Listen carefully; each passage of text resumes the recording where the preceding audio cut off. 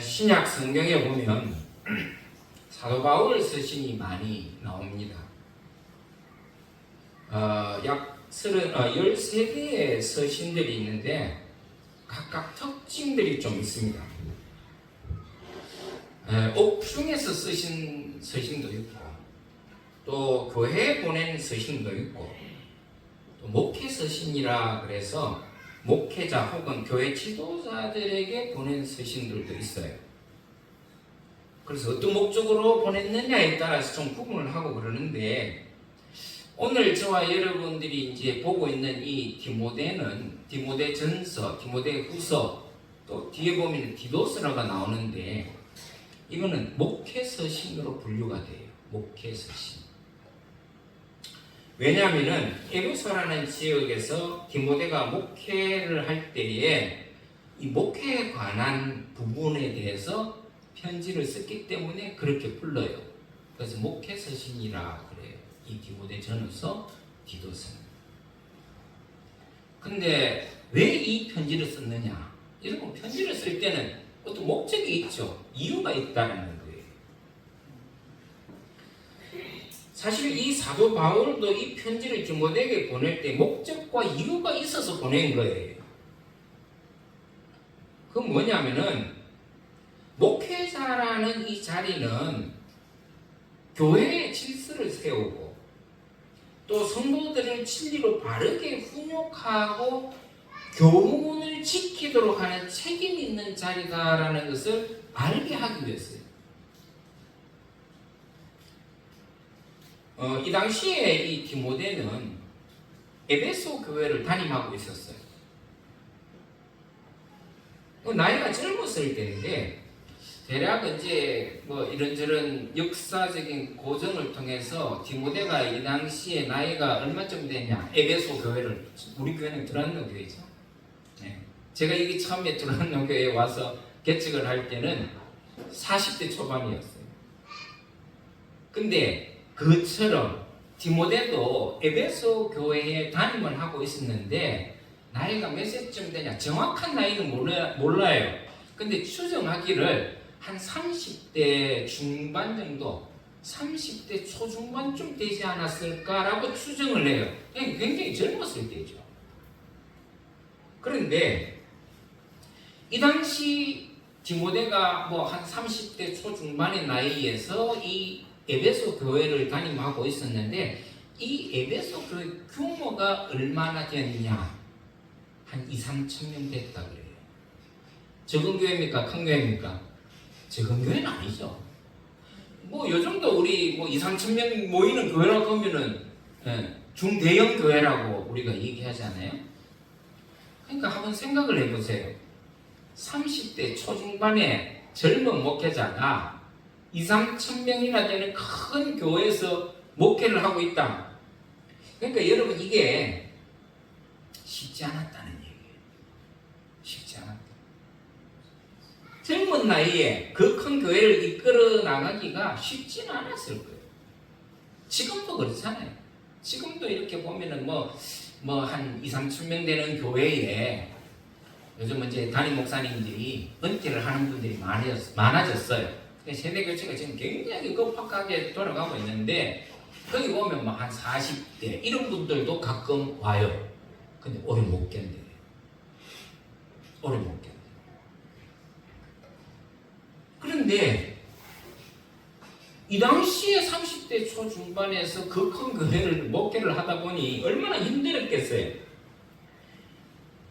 한번 가만히 생각해 보세요. 그 2-3천 명이나 되는 그 큰 교회 안에는 자기보다 나이가 많은 사람이 얼마나 많았겠어요. 네? 또 사회적인 경험으로 보나, 또 여러 가지 사회적인 직위를 봤을 때도 사실은 이 30대 초중반의 이 디모데보다 훨씬 더 경력도 많아, 사회적인 지위도 높아, 이런 사람들이 있을 거 아니겠어요? 이 당시 그 2-3천 명 교회라면 충분히 있을 수 있는 얘기예요. 그리고 그 에베소라는 지역 자체가 굉장히 상업이나 무역이 활발한 지역이었어요. 그 당시에 지중해 연안. 그러니까 돈 많은 부자들도 많았겠죠. 그런데 그런 곳에서 새카만 풍력이 목회자였을 테니까 교회 질서가 제대로 섰겠냐? 제가 볼 때는 좀 어려웠을 것 같아요. 교회가 질서가 잘 안 섰을 것 같아요.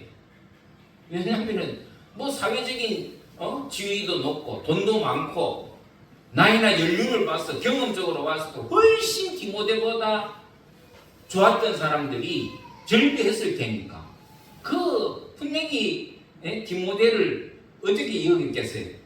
우습게 여겼지 않았을까? 요즘도 그런 일이 있거든요. 요즘도 보면은 제가 방금 말했다시피 어떤 큰 교회 담임 목사가 교체가 되면 젊은 목사가 오거든요. 근데 젊은 목사가 오면은 성도들이 얼마나 뭐 큰 교회는 우리 교회도 마찬가지겠지만 그 큰 교회는 뭐 연세도 많은 분들, 자기보다 많은 분들, 경제적으로 사회적으로 지위가 높은 분들이 참 많거든요. 제가 있었던 교회 한 교회는 의사들이 그렇게 많았어요. 교수들하고. 그러니까 사회적인 지위가 그런대로 뭐 있는 사람, 또 심지어는 뭐 부시장도 나오고 했거든요. 예? 뭐 요즘은 다른 데 보니까 뭐 국회의원들도 뭐 큰 교회는 자기 지역구에 이런 사람들은 이불로 큰 교회를 나가요. 표 때문에. 어쨌든 그런 사람들이 절비해요. 그러니까 거기서 젊은 목회자가 그 교회를 치리하고 다스려 나가기가 쉽겠냐? 쉽지 않아요. 그때나 지금이나 똑같아요. 그래서 아마 그런 어려움을 사도 바울이 들었던 것 같아요. 디모데가 그 큰 교회에서 목회하는데 여러 가지 어려움을 아마 겪고 있다는 뭐 이런저런 얘기를 들은. 왜냐하면 이 디모데는 사도 바울은 결혼을 안 했거든요. 혼자서 살았어요. 근데 이 디모데를 자기 친아들처럼 여겼단 말이에요. 디모데. 그래서 자기가 신앙으로 믿음으로 난 아들이라고 그렇게 소개를 하기도 해요. 얼마나 사랑하고 아꼈겠어요. 그런 자기의 아끼는 아들과 같은 디모데가 그 큰 교회에서 목회를 하는데 힘든 소식을 들었단 말이에요. 이런저런 여러 가지 힘든 소식을 들었을 때에 디모데가 디모데를 향해서 안타까운 마음을 가지고 사도 바울이 쓴 편지가 디모데예요. 그래서 이 젊은 목회자 디모데 지도자에게 네가 비록 나이는 어리지만은 어떻게 교회를 이끌어 가야 될 것인가에 대한 것을 편지로 지금 적은 거예요. 그래서 젊은 목회자 디모데에게 보낸 첫 번째가 뭐냐? 교회 지도자로서 어떻게 교회 질서를 확립하고 바른 신앙관을 가지고 교육하고 교훈을 하게 할 것인가? 그리고 그렇게 교인들이 지키도록 하라고 이 편지를 쓴 거예요. 그래서 내용을 잘 읽어보면은 그런 내용들이 다 나와요. 나중에 후반에도 나오겠지만은 여러분 교회 안에는 좀 기존에 있는 교회들 좀 큰 교회는 조직이 잘 갖춰져 있는 교회는 이 조직이 갖춰져 있고 직분들이 다 있어요. 뭐 장로나 집사나 뭐 그런 여러 가지 그 자격을 가진 직무에 대한 그런 그 직분자들이 많았어요. 그래서 그런 직분자들에 대한 기준, 어떤 사람을 직분자로 세워라. 그리고 그 직분자들은 이런 사람들을 직분자로 세워라. 라고 말한 것이 이 디모데예요. 그래서 원래는 교회 직분자를 세울 때 직분자 교육이라는 것을 해요. 그 교육을 할 때 가장 많이 인용되는 데가 디모데예요. 디모데 전서예요. 왜? 거기에는 그런 직분자들이 사도 바울이 이런 큰 교회니까 직분자를 아무나 세우면 안 되잖아요. 그러니까 이런 교육을 시켜서 이런 사람들을 교회 직분자로 세우라고 다 정해져 있는 그 자격에 대해서. 그래서 그 교회의 조직과 운영은 어떻게 해야 된다 하는 것을 가르침으로 지금 기록을 하고 있고 편지를 보내는 거예요. 그 첫 번째가 뭐냐? 그 첫 번째가 에베소 교회의 골칫거리였던 게 하나 있어요. 가장 큰 골칫, 요즘도 조금 그래요. 요즘도 큰 교회에서 골칫거리가 하나 있어요. 큰 교회들이. 왜냐면은, 교회가 사이즈가 커지면 담임 목사가 일일이, 물론 부목사들이 있긴 하지만, 담임 목사가 일일이 그 교회 교인들의 그룹에 대해서 뭐 여러 가지 그룹이 있거든요. 조직이 있고 신경을 못 써요. 손이 못 미쳐요. 그러다 보니까 어떤 경우에는 이게 거짓 그 교리를 가지거나 거짓 신앙을 가지고 거짓 믿음을 가진 자들이 교회에 와서 자기가 가르치는 거예요. 쉽게 말해서 요즘처럼 신천지 같은 사람, 자기 신분을 속이고 교회에 들어와서 다 교인들을 끌어모아서 이상한 교리를 가지고 가르치는 자들이 에베소 교회에서 많았어요. 그러니까 이게 골칫거리가 된 거예요. 그래서 오늘 본문에도 나오지만은 신화와 족보에 집착하는 거짓 교사들을 경계해라. 이게 많았던 것 같아요. 그럼 왜 이런 신화와 족보가 문제가 됐냐? 지금 이 지역 에베소라는 지역이 지중해를 두고 있는 그리스 로마의 영향을 많이 받았거든요. 문화라든지 종교라든지 이런 걸 많이 영향을 받았어요. 그런데 그 중에서도 이 에베소 교회에서 문제가 된 게 뭐냐면 그리스 로마 신화에 관한 이단들이 그곳에서 들어온 거예요. 기독교인인데도 불구하고 그리스 로마의 신화를 접목시켜서 에베소 교회에 들어왔어요. 그게 잘못 가르치는 거예요. 여러분들 그리스 로마 신화라는 책을 읽어봤습니까? 저는 초등학교 때 읽어봤어요. 너무 재밌더라고요. 그때는 뭐 신앙이 없었지만은 그래도 뭐 이런 뭐 올림푸스에서 뭐 12신이 나오고 뭐 그러잖아요. 그 재미있게 읽었던 기억이 나는데 거기에 보면은 그리스 로마 신화에 나는 올림푸스 신전에 보면 12신이 나와요. 그 신들 중에서 신은 누구예요? 어떤 신이에요? 제우스 신이죠. 예? 또 물과 바다를 그 운영하는 신은 뭐예요? 포세이돈이죠. 왜 그러냐 하면은 그 지중해나 그리스 로마는 전부 다 이게 바다로 둘러싸여 있거나 산맥이 우리처럼 바다예요. 그러니까 그 물에 대한 신, 정령들을 다스리는 신이 포세이돈. 그래서 바다에는 포세이돈 신을 섬기고 뭐 여러 가지 12신이 있어요.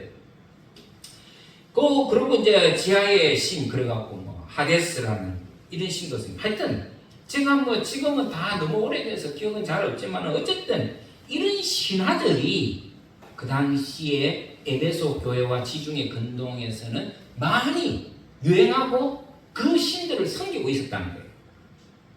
그런데 이런 그리스 로마의 신화가 교회 안에까지 들어온 거예요. 교회 안에까지. 특히 디모데가 목회하던 이 에베소와 소아시아 지역에 이 아르테미스라는, 혹시 들어보셨을 거예요. 아르테미스라는 여신이 있어요. 여러분 혹시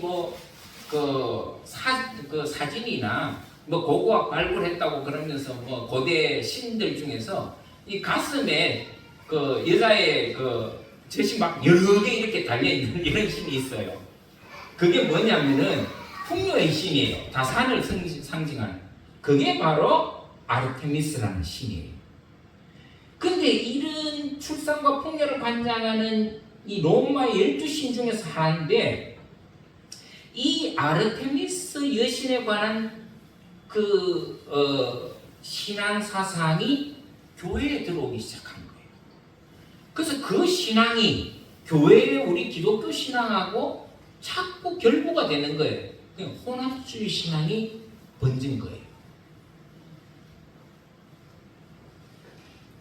그러니까 이런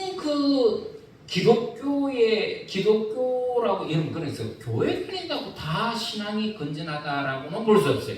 그러니까 조심해야 돼요.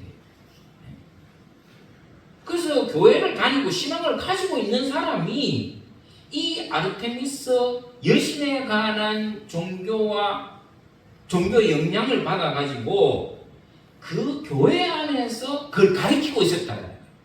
쉽게 말해서 거짓 교사들이죠. 거짓 교사. 잘못된 가르침을 교회 안에서 가르치고 있었다는 교사들이 있었다는 거예요.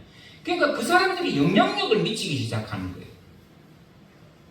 그래서 이 사람들이 기독신앙과 접목하려는 시도를 하고 있다는 걸 우리가 알 수 있어요. 잘못된 신앙이죠. 뭐 쉽게 말하면 이런 거예요. 우리 기존 교회에 이단들이 와갖고 성도들을 막 유혹하는 거죠. 그리고 잘못된 것을 막 교리를 가리키고 전파하고.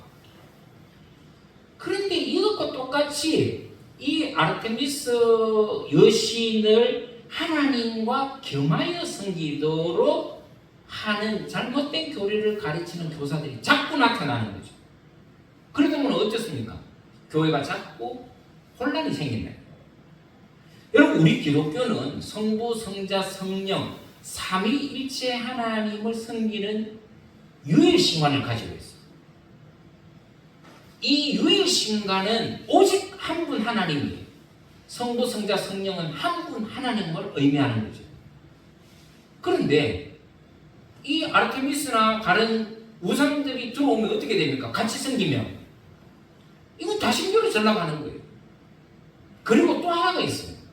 뭐냐면은 아직도 그거에 대해서 좀 다른 얘기 하시는 분들이 있는데, 우리는 성부 하나님, 성자 하나님, 성령 하나님을 한 하나님으로 모시잖아요. 그걸 삼위일체라고 얘기해요. 근데 이 당시에 이 영향을 받은, 그러니까 다른 종교 우상을 섬기는 사람들에게 영향을 받은 사람들은 우리가 섬기고 있는 하나님을 한 분 따로, 성자 예수 그리스도 하나님을 따로, 성령 하나님을 따로 신으로 이렇게 섬기고. 그게 왜? 다 신교가 돼버리잖아요. 우리 기독교는 유일신관이에요. 오직 한 분 하나님이세요. 근데 이게 잘못되니까 하나님 한 분, 예수님 한 분, 성령 하나님 한 분, 이렇게 각각 하나님으로 섬기는 거예요. 다 신교가 돼버리는 거예요. 그러니까 이런 잘못된 교리들을 자꾸 교회 안에서 전파를 하는 거예요. 그 문제만 아니에요. 또 오늘 여기 성경에 보니까 그 족보에 참여하는 사람들이 있었어요. 그게 무슨 말이냐? 이 말은 유대교에서 내려오는 전선들이 있어요. 그런데 이 전선들을 자꾸 이상하게 꾸며내서 확대 재생산하는 거예요. 덧붙이는 거지. 자기 말로. 그래서 복음을 뒤섞어서 자기 교훈처럼 전하기도 해요. 그래서 여러분 참 이게 요즘 교회를 다니는 게 참 중요해. 건전한 교회를 다니는 게 중요한데, 잘못 가르치는 데를 가보면은 이상하게 자꾸 가르치는 곳이 너무 많아졌어요. 그 중에서 이 에베소 교회 문제가 뭐냐면은 바로 그런 문제들. 두 번째 문제가 생기는 게 뭐냐면 자꾸 성경에 나오는 족보와 그런 전승을 자꾸 왜곡시키는 거예요. 그래서 자기를 이제 예를 들어서 성경에 나오는 유명한 혈통, 왜 고린도에는 파들이 있었잖아요. 나는 아볼로파다, 나는 뭐 그리스도파다, 나는 바울파다, 그러면서 파가 막 생기듯이 여기에는 이런 성경에 나오는 족보와 유명인의 혈통에 관해서 그것을 자기 것으로 둔갑시키는 거예요. 왜 그렇겠어요? 자기 영향력을 행사하기 위해서. 예를 들어서 이런 겁니다. 아브라함이나 이삭이나 야곱 같은 유명한 믿음의 조상들이 나오죠. 그런데 이 믿음의 조상들을 자신의 혈통과 족보로 억지로 연결시켜서 자기의 지위를 정당화하는 거예요. 그리고 그걸로 영향력을 행사하려고 하는 거예요. 무슨 말인지 이해되십니까? 왜 자꾸 족보를 가리키고 족보에 창념하게 하느냐? 그 자기가 그런 족보에, 나는 우리 믿음의 조상 중에서 뭐 이런 분이 우리 조상이다. 나는 레위 지파의 이런 분의 자손이다. 그럼 뭐예요? 자기의 신앙의 정당성을 강요하는 거죠. 내가 이런 사람이다. 이런 사람. 그리고 그 정당성을 가지고 교회 안에서 영향력을 행사하려는 사람들이 많이 발생했다는 거예요. 좀 쉽게 설명하면 이런 거예요. 우리 교회를 예를 들면, 우리 교회가 처음 시작할 때, 우리 교회가 시작할 때 처음 우리 교회 나오신 분들이 있잖아요. 그리고 지금까지 쭉 계신 분들도 계시는데, 이런 거예요. 이 교회가 처음 시작할 때, 여러분들 뭐 예를 들어서 우리 교회가 뭐 한 100년, 200년 지난다고 칩시다. 혹은 뭐 6, 70년 지난다고 칩시다. 그러면은 여러분들 중에서 우리 아영이, 아린이 같은 애들이 뭐 교회에 계속 출석하면은 우리는요 우리 엄마 아빠가요, 이 교회가 처음 시작할 때부터 있었어요. 우리 엄마가 그래서 집사도 되고 권사가 되고 장로가 되고, 그리고 우리 교회가 예를 들어서 여러분들에 의해서 뭐 교회 건축을 했다. 우리 엄마요, 이 교회 건축하는데 엄청 돈 많이 냈어요. 우리 이 교회를 이렇게 지금 가지게 된 교회는 우리 부모님 역할이 굉장히 컸어요. 뭘 얘기하는 거예요? 나 그런 사람이다. 교회 안에서. 나 그런 영향력 있는 집안에서 자라고 신앙생활하는 그런 교회가 너무 많아요. 특히 교회 연수가 오래된 교회죠. 그 교회가 뭐 60년이 되고 70년이 되고 80년이 되면요, 한 3세대가 되거든요. 3세대가 그 가족. 그러면 어떤 현상이 나느냐, 오랫동안 그 교회를 섬기다 보면 자손들이 그 교회의 터줏대감이 되는 거예요. 그래서 거기서 자꾸 자기를 영향력을 과시하려고 하고 행사하려고 하는 사람들이 드러나게 돼요. 그래서 그걸 자기 백그라운드로 삼는 거지. 에베소 교회가 그런 사람들이 있었다는 거예요. 나는 우리 교회에 유력한 사람의 자손이다. 내가 헌금 많이 한다. 또 우리 조상인 이름의 조상들은 이런 조상들 중에는 이런 사람이 유명한 사람이다. 나는 그 가문의 후손이다. 그 얘기하는 자체가 뭐예요? 나 알아달라는 거예요. 내가 뭔가 얘기할 때 다 영향력을 행사하고, 그러려고 하는 거예요. 그래서 그런 사람이 많으니까 디모데가 그 교회를 이끌어가는데 얼마나 힘들었겠어요. 예? 자꾸 자기 알아달라고 그러고, 아니면 자기가 어떤 영향력을 행사하려고 그러고. 그러니까 젊은 디모데가 힘들었을 거는 이 성경을 읽어보면 이게 눈에 들어와요. 그래서 여러분 오늘도 보면은 디모데전서 우리가 읽었는데 4절에 보면 이런 말씀이 있잖아요. 신하와 끝없는 족보에 참견치 말게 해라. 그런 걸로 교회 안에서 자기 영향력을 행사하려는 사람들을 그냥 두고 보지 말라는. 여기 창념이라는 말은 집착하고 매몰됐다는 거예요. 교회 안에서도 그런 사람이 가끔 있어요. 족보에 대해서, 자기 족보에, 우리 신앙의 족보에 대해서 막 얘기하는 거예요. 저도 그런 사람 봤어요. 옛날에 일제 신사 참배 안 한 우리 집안에 어른들이 있다. 우리 기독교가 처음에 들어올 때 그 초기, 우리 한국 기독교 초기 멤버들 중에서 우리 할아버지 있다. 이렇게 자랑하는 사람도 있어요. 뭔 말입니까? 그런 것으로 기득권을 교회 안에서 행사하지 못하게 해라 이 말이에요. 그런 걸로. 여러분, 그래서 교회 안에 보면 그런 기득권을 행사하려는 사람이 의외로 많은데, 그런 교회의 결국은 뭐냐? 교회가 망하는 거예요. 여러분, 교회는 그런 기득권을 주장하거나 누리려는 사람들이 아니라 말은 겸손한 사람들이 많아야 그 교회가 잘 돼요. 목소리 큰 사람, 영향력이 있는 사람이 교회를 좌우지하면요, 그 교회는요 안 봐도 어려워요. 그런 거예요. 여러분, 건강하고 좋은 교회란 자기의 어떤 세상적인 기득권을 가지고 자기 말을 듣게 하거나 행사하려는 그런 영향력 있는 사람이 되려고 하는 그런 교회보다는 오히려 더 겸손하게 교회를 섬기고 성도들을 섬기고 말없이 하는 그런 교회 성도들이 많아야 그 교회가 건전하고 건강한 교회가 된다. 근데 에베소 교회는 이런 문제 때문에 너무 힘들었다. 너무 힘들게 간다는 거예요. 여러분, 요즘 한국 교회가 자꾸 위축되는 이유 중에 하나가 뭔지 아십니까?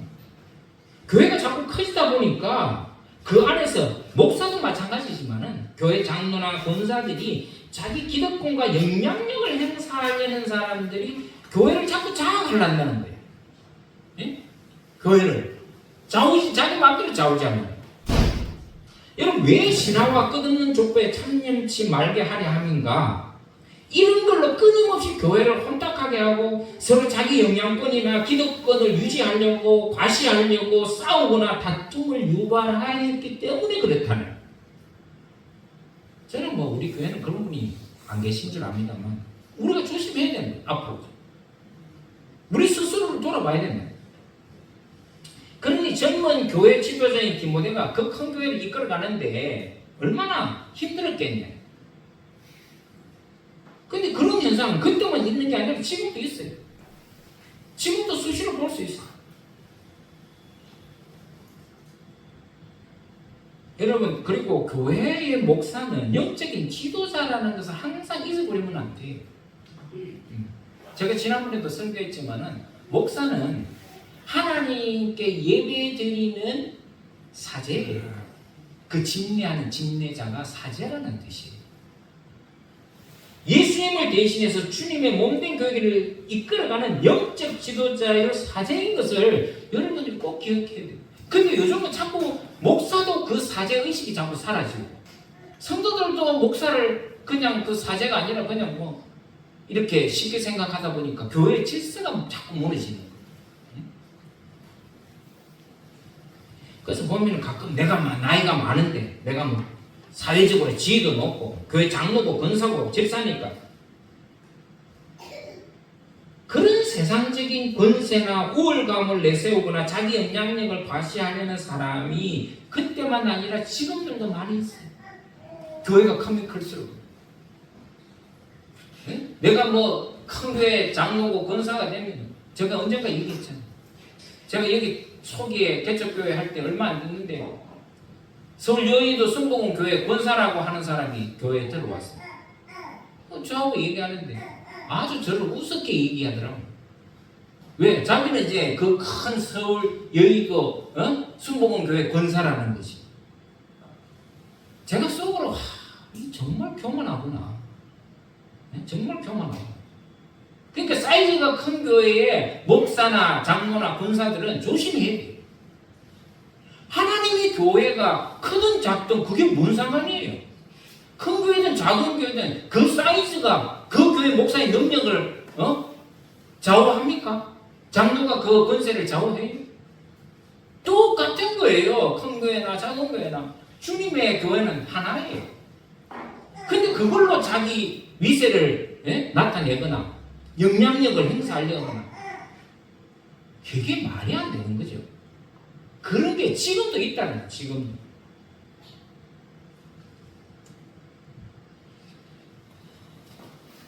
여러분, 제가 재차 강조하지만 교회의 직분은 서열이 아니에요. 아시겠습니까? 계급도 아니에요. 섬기는 직책이에요. 근데 요즘 이게 서열이 되고 계급이 되어버렸어요. 교회 안에서. 이게 문제예요.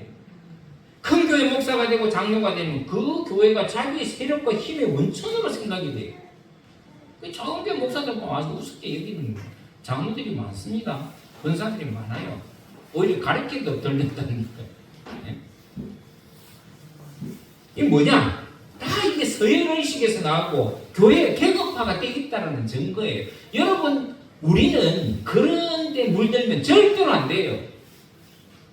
내가 나이가 많으니까 또 내가 장로니까 내가 권사니까 내가 목사니까 내가 이 교회에 처음부터 다녔는데 여러분, 교회를 우리 교회가 지금 21년 역사를 가지고 있지만은 21년에 처음에 개척할 때 다녔던 사람이나 오늘 처음 나온 교인이나 똑같습니다.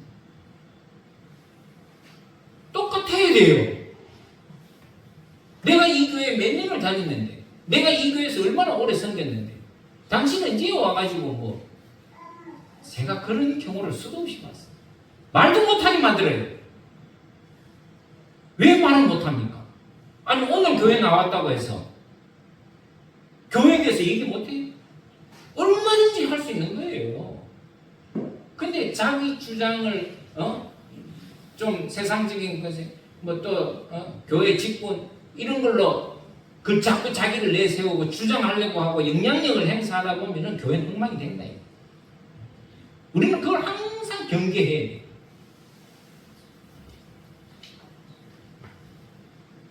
그래서 사도 바울이 지금 그걸 경계하라는 거예요. 그래서 그런 자들이 네가 나이가 적다고 없어 여기거나 그렇게 못하도록 해라. 이렇게 오늘 경고하고 있는데 오늘 우리가 읽지는 않았지만 여러분 12절을 한번 보세요. 오늘 우리가 11절만 읽어서 그렇지 12절에 보면 이런 말씀이 있어요. 누구든지 내 연소함을 업신여기지 못하게 해라 이 나오잖아요. 네 연수를 없이 네 연소 이게 뭐냐면 네 나이 어리니까 네 나이 어리다고 다른 사람들이 너를 없이 여기지 못하게 만들어라는 거예요. 요즘 한국교회 목회자들 젊은 목회자들로 많이 교체되는데 없이 여겨요. 자기 마음대로 하려고 그래요. 장로들이. 이게 문제가 있는 거예요. 여러분 목회자가 되면은 그 교회 한 지도자가 되면 영적인 지도자예요. 사제예요. 그러면 거기에 대한 온당한 존중과 존경과 하나님의 권능을 인정해야 돼요. 그걸 무시하면은 그 교회는 바로 서지 못해요. 뭐 모르겠습니다. 제가 뭐 이 교회를 얼마나 오래 다녀갈지 모르겠지만 제가 뭐 평생 하겠어요? 언젠가 저도 물러날 때가 있을 거고 그러면은 다른 사람이 만약에 온다고 했을 때 저보다는 젊은 사람이 오겠지. 저보다 나이 많은 사람이 오겠어요? 그러면 여러분 어떻게 해요? 오늘 이 말씀을 꼭 기억해요. 연수함을 없인 여기면 절대로 안 되는 거예요. 그러면 그 교회는 오래 못 가게 돼 있어요. 물론 교회 안에서 연장자가 있죠. 그런 연장자에 대해서는 마땅히 존경을 해야 돼요. 제가 여기 내려오기 전에 서울에 있었을 때 제가 그때 이제 40대 초반이었잖아요. 제가 항상 설이 되면은 제가 그 원로 장로님들이 모여있는 방이 따로 있었어요. 그 교회는. 그것도 제가 마음에 안 들었어요. 뭐 원로라고 뭐 방 주고 뭐. 근데 어쨌든 그 원로 장로들이 모여있는 방이 있었어요. 내가 교육자들, 제 후배들 교육자들 다 데리고 설만 되면은 제가 가서 큰 절로 인사했어요. 내가 목사지만은 내가 강단에 서서 또 교회를 지도하고 이끌어갈 때는 영적인 지도자지만은 거기에서 내려와서 사적으로 보면은 저는 송아리 사람이잖아요. 그래서 교육자들 다 불러 모았어요. 항상 설 되면은 제가 그 원로 장로님들 방에 또 원로 권사님들 방에 찾아갔어요. 그리고 세배해라. 같이 세배 드렸어요. 장로님들이 처음에 깜짝 놀라더라고요. 자기는 이때까지 평생을 내가 신앙생활 했는데 목사에게 세배 받아본 적은 처음이라고 하더라고요. 근데 내가 그랬어요. 제가 이렇게 우리 장로님들 앞에서 우리 교육자들이 모여서 세배 드리는 거는 내가 목사로서는 아니라 손아래 사람으로서 마땅한 거니까 어른들을 존경하는 입장에서 내가 세배 드리는 겁니다. 그럴 수 있어야죠. 장로님들이 놀랬어요. 감동받으시더라고요. 그때부터 저한테 더 잘해주던데요. 예? 나는 이때까지 목사한테 세배 받아본 적이 없는데 다른 목사한테 내가 세배를 받았다. 그러니까 그만큼 우리 교회가 잘못됐다는 거예요. 여러분 우리가 담임 목사가 되고 목사가 돼가지고 교육자가 돼가지고 교회를 이끌어갈 때는 영적인 지도자로서 이끌어가야 돼요. 그러나 사적으로 우리가 어른들을 교회 어른들을 존경하고 존중해드리는 것도 당연히 해야 돼요. 근데 그걸 보면 못해서 그런 거예요. 내가 그렇게 한 목적이 있었어요. 왜냐? 목사도 이렇게 사적으로는 장로님들, 교회 연세 많은 분들을 내가 깍듯하게 대접하고 존중합니다. 그러니 장로님들도 우리 교육자들 젊다고 함부로 우습게 여기지 마세요 하는 뜻이었어요. 근데 실제로 장로님들이요 정말 교육자들한테 잘해줬어요. 정말로.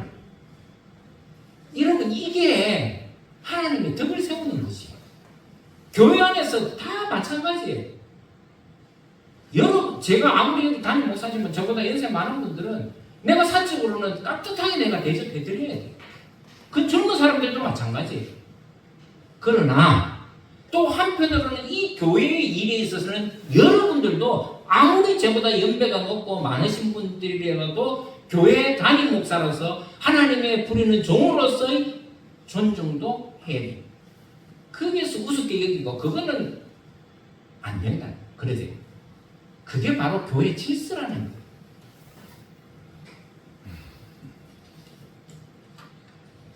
그런데 오늘 이 사도 바울이 12절에서 이런 말을 하죠.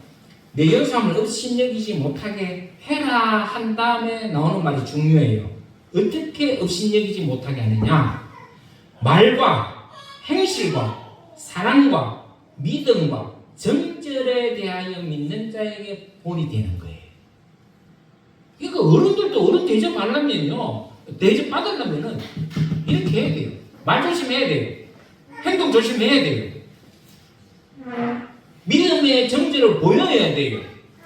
왜 요즘 아랫사람들이 버릇이 없냐? 여러분, 버릇이 있도록 어른들이 어린 사람들에게 본을 보여야 돼요. 목사, 여러분들 앞에 그래서 힘든 거예요. 왜? 목사는 성도들의 본이 되어야 되니까. 말하는 거든지 행동하는 거라든지 믿음에 대해서 여러분들보다 제가 본이 안 되면 여러분들이 저를 따르겠냐고.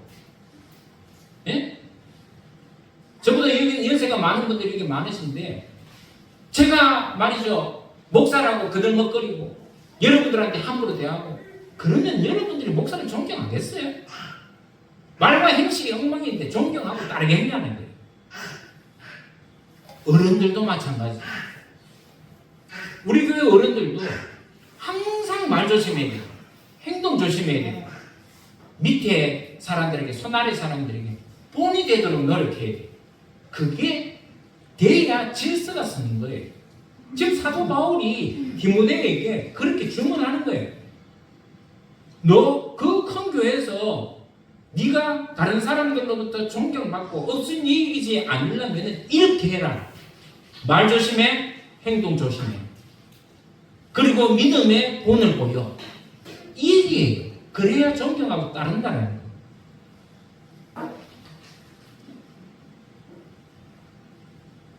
여러분, 교회는 다른 세상의 조직하고 달라요. 다른 세상의 조직은 권력과 힘이 있는 사람들이 지배하잖아요. 근데 교회는요, 그래서는 안 돼요. 교회는 모두가 공평한 거예요. 똑같은 거예요. 다 섬기는 자리에 있는 사람들이.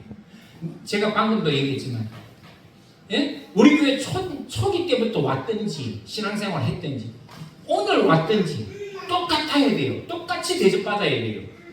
똑같이 존중받아야 돼요. 내가 좀 가졌다고, 또 내가 좀 몸이 불편하다고, 건강하니까 여러분 이게서 차별이 되면 안 돼요. 교회는 차별이라는 게 있으면 절대로 안 되는 거예요. 다 공평해야 돼요. 다 서로 존중해야 돼요. 나이 든 사람이나 어린 사람이나 직분을 가진 사람이나 안 가진 사람. 여기서 차별이 생기면 그건 교회가 아니에요. 하나님 앞에서는 우리가 모두가 동등한 권리를 가지고 동등한 자격을 가지고 사는 사람들이에요. 그게 어디서 나와요? 겸손에서 나오는 거지. 그 겸손은 말과 행동에 있어요. 그러니까 여러분들, 우리 모두가 기억해야 될 게 있어요. 우리 교회가 더 좋은 교회로 발전하기 위해서는 겸손해야 돼요. 겸손해야 돼요. 차별이 있어서는 안 돼요. 차별 받아서도 안 되고 차별했어도 안 돼요. 서열이 있을 수도 없어요. 그걸 명심해야 돼요.